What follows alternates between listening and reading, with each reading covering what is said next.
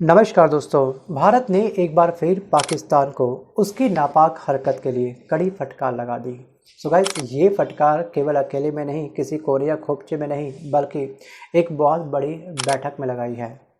Actually संयुक्त राष्ट्र सुरक्षा परिषद की शांति समझौते पर एक बैठक हो रही थी और उस बैठक के दौरान पाकिस्तान के प्रतिनिधि ने हमारे ऊपर निशाना साध दिया कश्मीर वाले मुद्दे पर। और इस पर भारत के स्थायी प्रतिनिधि जिनका नाम है हरीश, उन्होंने ये कहा कि पाकिस्तान को ये समझना चाहिए कि वो जिस पीओके पाकिस्तान ऑक्युपाई कश्मीर में बैठा है उसे छोड़ना ही होगा। सोचिए, ये बात सभी लोगों के सामने कही गई है। संयुक्त राष्ट्र संघ की स्थापना 24 अक्टूबर 1945 को हुई थी। 193 कंट्रीज इसके मेंबर हैं वर्तमान समय के अंदर। और ये आपको ध्यान रखना है कि इतनी बड़ी कंट्री के हर एक प्रतिनिधि इस बैठक में बैठे हुए थे। और उसके बाद यहाँ पर हरीश जी यही नहीं रुके, इसके अलावा उन्होंने ये भी कहा कि उसे पहले आतंकवाद और नफरत फैलाना बंद करना होगा। पाकिस्तान बार बार हमारे जम्मू और कश्मीर में बेबुनियाद और अनावश्यक बयान देता है। ऐसे बयान ना तो पाकिस्तान के झूठे दावों को सही ठहरा सकते हैं, ना ही आतंकवाद फैलाने की उसकी नीति को। अब हरीश ने पाक को ये नसीहत दी है कि वो अपनी छोटी सोच और देश को बांटने वाली नीतियों को छोड़ करके शांति की दिशा में कदम बढ़ाए।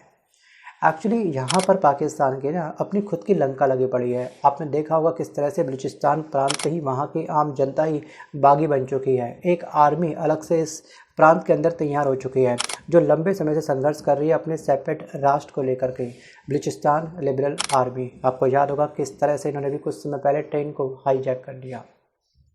वो घटना आप शायद नहीं भूले होंगे। सोचिए, यहाँ पर बस कहीं ना कहीं वर्ल्ड लेवल पर जो भी टेररिस्ट अटैक होता है उसका लिंक कहने के पाकिस्तान से मिलता है।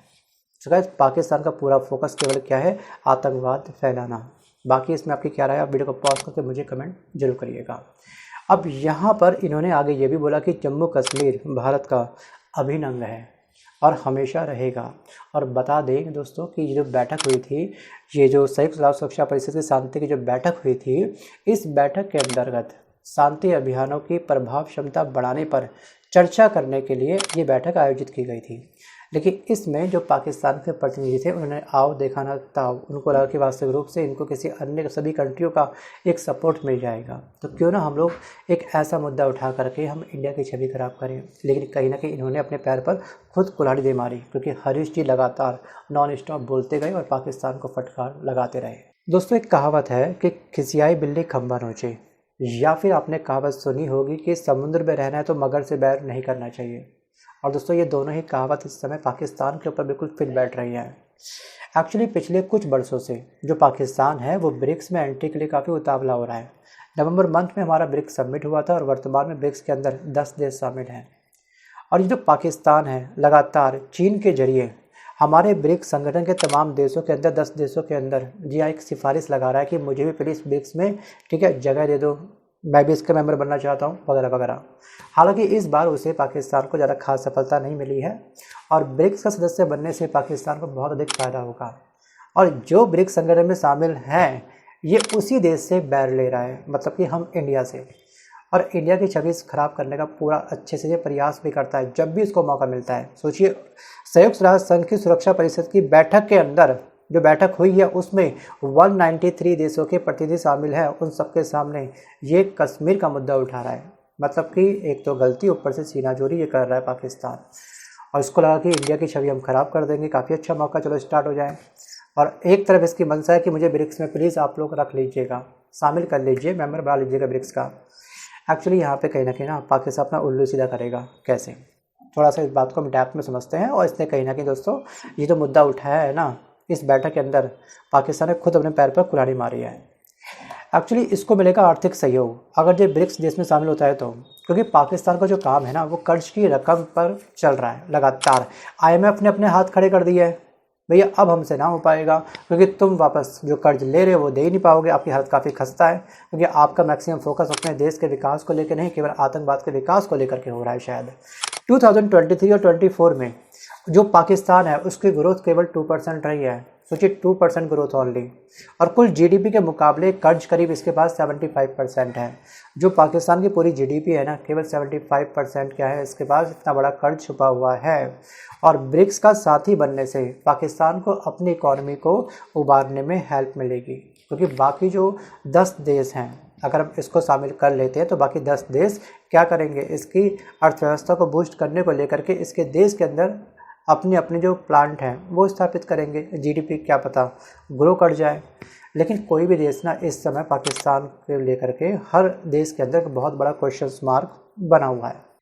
अगर पाकिस्तान ब्रिक्स का मेंबर बन जाता है और चीन के जरिए जो ये सिफारिश लगा रहा है उसमें सफलता प्राप्त कर लेता है पाकिस्तान अगर, तो पाकिस्तान को कर्ज को लेकर के बहुत बड़ी सहूलियत मिल जाएगी, क्योंकि आईएमएफ के लोन ने अब तक पाकिस्तान को डिफ़ॉल्ट होने से बचा करके रखा हुआ है। और अब आईएमएफ ने कहीं ना कहीं अपने हाथ खड़े कर दिए हैं, हमसे ना हो पाएगा।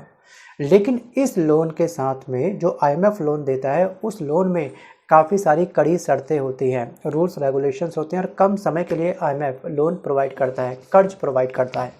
लेकिन हमारा जो ब्रिक्स समूह है या ब्रिक्स संगठन है जिसमें 10 देश शामिल हैं, हमने अलग से अपना एक बैंक बना रखा है जिसको बोलते हैं हम लोग एनडीबी।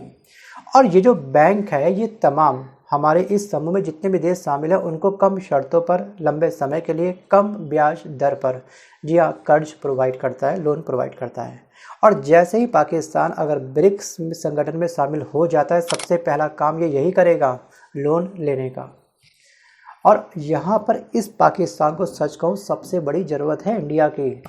ये हमारी छवि पर बट्टा लगा रहा है बार बार और कहीं ना कहीं ये अपना ही साथ ही नाइंसाफ़ी कर रहा है। तो गाइस पाकिस्तान की ज़रूरत है कि भारत से रिश्ते सुधारे।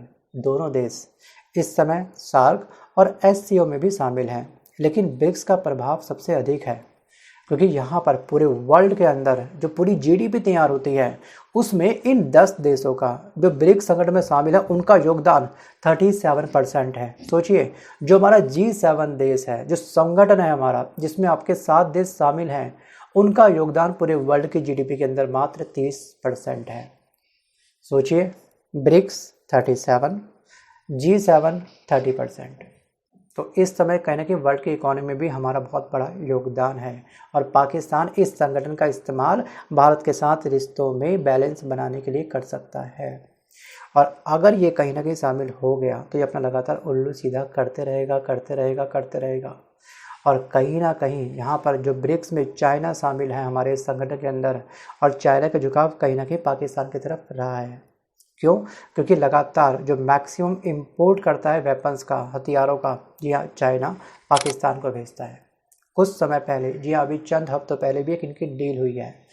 आखिरकार चाइना किस किस देश को कितना कितना ठीक है एक्सपोर्ट करता है उसका स्क्रीनशॉट आपके सामने ये रहा। और यहाँ पर वैश्विक व्यापार में ब्रिक्स की हिस्सेदारी मैंने बता दिया आपको कितनी है, जीडीपी में 37% है, और जो हिस्सेदारी है वो 20 से लेकर के 22% है व्यापार के अंदर। और पाकिस्तान को व्यापार करने के लिए मजबूत देश चाहिए और उससे उम्मीद होगी, उसे साफ साफ उम्मीद होगी कि इस मामले में उसे ब्रिक्स के विकासशील देशों का समर्थन मिलेगा जैसे ही मेंबर बनेगा तब। और इसका एक पंथ कई सारे कार्य पूरे होंगे, इसको आर्थिक सहयोग मिल जाएगा, कर्ज की सहूलियत मिल जाएगी, भारत से संबंध बनाएगा भले वो नौटंकी क्यों ना हो, और इसको सभी तमाम 10 देशों का समर्थन मिलेगा। और यही वजह है कि ये ब्रिक्स में एंट्री को लेकर के काफ़ी उतावला हो रहा है। आपको क्या लगता है? चलिए आने वाले समय में हमें सच में एक मौका देना चाहिए पाकिस्तान को, क्या ब्रिक्स में इसकी एंट्री कर देनी चाहिए? वीडियो को पॉज करके मंथन करके उसके बाद ही आप मुझे कमेंट करिएगा। वापस आता हूँ टॉपिक की तरफ। पीओके में पाक से नाराज़गी और भारत के समर्थन में काफ़ी सारे देश शामिल हैं और उसके पीछे की वजह भी है। सबसे पहली वजह यह है कि जो पीओके है उसका वर्तमान में पाकिस्तान के द्वारा एक बहुत बड़ा शोषण हो रहा है। कैसे? जो पीओके एरिया है, पीओके से पैदा होने वाली 1000 मेगावाट बिजली का 80%, जी हाँ जो बिजली उत्पादित होती है 1000 मेगावाट उसका 80% ये पाकिस्तान पंजाब को देता है। पंजाब इंडिया वाला नहीं, पाकिस्तान के अंदर एक पंजाब क्षेत्र है वहाँ पर देता है, ये वहाँ का एक प्रांत है बहुत बड़ा। और बल्कि जो पीओके में रहने वाली जनता है उसको बिजली कटौती का सामना करना पड़ता है। मतलब कि जिस एरिया में बिजली बन रही है वहीं पर क्या है, अंधेरा हो रहा है। इसको कहते हैं चिराग तले अंधेरा शायद। हम काफ़ी खुश हैं कि हम ऐसे क्षेत्र में रहते हैं यहाँ पर बिजली का उत्पादन 1000 मेगावाट हो रहा है, बल्कि वहीं की जनता इस समय क्या हो रही है, भूखी है बिजली के लिए। और सो ये स्रोत जो मैंने उठाया है वो उठाया था मैंने स्रोत पाकिस्तान वाटर एंड जो पावर डेवलपमेंट अथॉरिटी है वहाँ से। और यहाँ पे अगर हम बात करें बेरोजगारी के बारे में तो दूसरी वजह है यहाँ की बेरोजगारी। 40 लाख आबादी वाले पीओके में बेरोजगारी 24% है, और ये डाटा मैंने लिया है पाक लेबर फोर्स सर्वे से। थर्ड, अत्याचार, यहाँ तो कहने क्या 2001 से लेकर के अब तक 5000 से अधिक लोग यहाँ पर मारे जा चुके हैं। चुनाव का दिखावा इस एरिया में बहुत ज़्यादा होता है। 2023 के पीओके चुनाव में 70% सीटें पाक समर्थित पार्टियों को, स्थानीय दलों को धमकाया गया था, फिर जाकर के ये सीटें ऐंठी गई थी वहाँ की जनता से। अभी हाल ही में जो लंदन में चैथम हाउस थिंक टैंक का जो सत्र हुआ था, जिसको संबोधित कर रहे थे हमारे विदेश मंत्री एस जयशंकर, एक पत्रकार ने कश्मीर के मुद्दे पर उनसे सवाल पूछा था कि कश्मीर समस्या का समाधान कब होगा, तो रिवर्स में काउंटर करते हुए या फिर एस जयशंकर ने सबके सामने खुली चेतावनी दी थी पाकिस्तान को। तब भी एक्चुअली कहीं ना कहीं ना पाकिस्तान को डर लग रहा है कि अब इंडिया का हर एक नेता, खास तौर पर केंद्र सरकार का नेता, कोई ना कोई टिप्पणी बहुत बुरी तरीके से कर रहा है, काफ़ी तगड़ी फटकार लगा रहा है। चाहे दोस्तों वो हरीश जी हों बीते कल के दिन, या फिर दोस्तों वो चंद महीनों पहले एस जयशंकर के द्वारा फटकार क्यों न लगाई गई हो। इन्होंने क्या करा था कि पत्रकार को ये रिप्लाई करा था एस जयशंकर ने कि यहाँ पर समाधान केवल तभी निकलेगा जब जम्मू कश्मीर के चुराए गए हिस्से की वापसी होगी। अवैध रूप से पाकिस्तान ने जो कब्जा कर रखा है इस स्थान पर, उसकी वापसी होगी।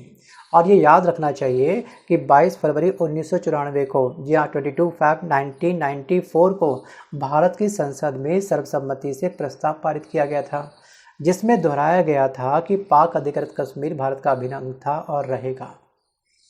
और वास्तव में एस जयशंकर की टिप्पणी यहाँ पर संसद के इसी प्रस्ताव की सेम डिट्टो जीरोक्स कॉपी थी जो इन्होंने इस सत्र में बोला लंदन में चैथम हाउस थिंक टैंक के अंदर। अब एस जयशंकर ने यह भी कहा कि 370 आर्टिकल दिया ख़त्म करना भारत का पहला प्राथमिक कदम है इसकी जीत को लेकर के। सो गाइस, आज के इस वीडियो में बस कर इतना ही। अब आपको क्या लगता है कि वास्तविक रूप से पाकिस्तान को अक्ल आएगी? क्या सच में हमको पाकिस्तान को, जी हाँ, एंट्री देनी चाहिए? आजा ब्रिक्स में आजा, अपना उल्लू सीधा कर। जी हाँ, हम तो तुझे बस केवल लोन देते रहेंगे, तुझे आर्थिक सहयोग देते रहेंगे और लगातार, जी हाँ, तुझे पीठ पीछे हमारे खंजर घोंप रहा है, हम उसे खाते रहेंगे, या फिर हमको भी टिट फॉर टैट का रिप्लाई देना चाहिए। सो गाइस, अगर आप भारत के डिफेंस मंत्री होते तो आप क्या एक्शन लेते इस पाकिस्तान के ऊपर? मंथन करिए, वीडियो को पॉज करिए, उसके बाद आप मुझे कमेंट करिएगा। मिलता हूँ जल्द एक नए वीडियो के साथ, तब तक के लिए धन्यवाद।